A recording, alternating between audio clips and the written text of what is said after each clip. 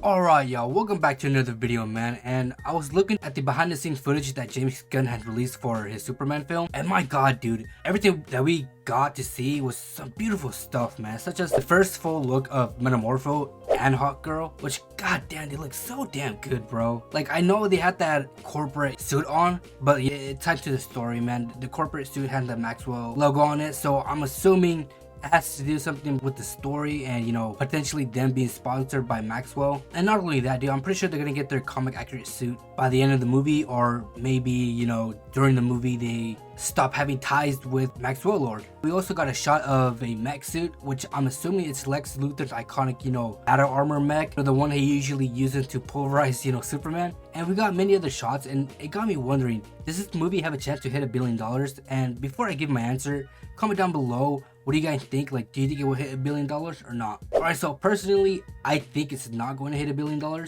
And before you type a hate comment and say, oh, you think it's going to flop? No, I don't think it's going to flop. Quite the opposite, actually. I think this movie is going to definitely boom.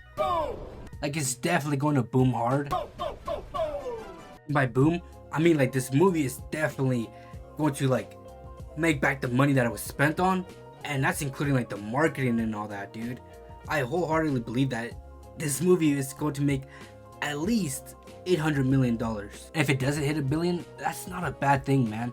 Not every movie needs to make $1 billion, bro. As long as the movie is a great movie and it made more than it was spent on, then dude, Superman, no, not even Superman, the DCU is about to thrive. And once it does, man, dude, we're in for a treat, dude. The DCU is slowly becoming like the MCU, man. And no, I don't mean the present MCU. I'm talking about the prime MCU, dog. Like, the DCU is being talked and being praised now, man. With the release of Creature Commandos, it gave a glimpse, a taste of what's to come in the DCU. And so far, man, what we can expect from the DCU, man, oh, dude, it's gonna be a wild ride. Like, bro, we actually have a plan this time. Like, a good, like, full slate of what's to come. And not just, you know, throwing shit at a wall and see what sticks, you know? And also, we're actually getting some good characters that can shine, dude. Such as characters like Metamorpho, Hawkgirl, and underrated members of the Green Lantern Corps, such as, you know, Guy Gardner. And just imagine, in 5 to 10 years, bro, I got no doubt in my mind that we'll eventually see characters like Wildcat, Plastic Man, Static, and The Question, dude. And speaking of The Question, dude, I would love like an HBO series of The Question, just him, like, you know, trying to solve crimes. And I want him to be specifically inspired by the Justice League animated series. Like, dude, when The Question was involved in some episodes, dude, I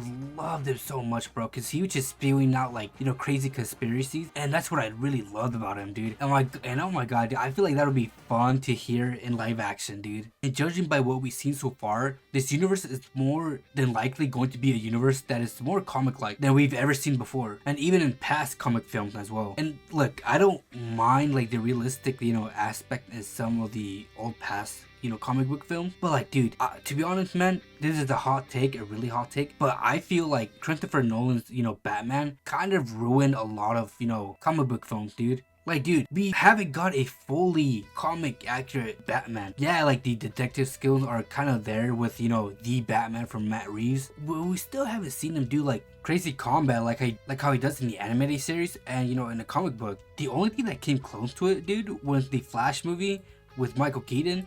Dude, his fighting style in that movie was so comic-like, dude. And dude, that was honestly probably one of the best parts of the movie was just Michael Keaton Batman, dude. I love the way he fought in that movie, man. It's like, dude, an old man like him should not do that, but dude, like, the fact that they didn't steer away from like comic-like elements in that movie, bro. Oh, dude, I loved it, man. That's how Batman should fight, man. And imagine a Batman in his prime. And this time it seems like James Gunn is finally, you know, embracing that comic-like element, dude. I'm glad that we are finally getting projects that are being more comic-like than just steering away from it, you know? So I'm glad that finally James Gunn is finally giving us comic-accurate things.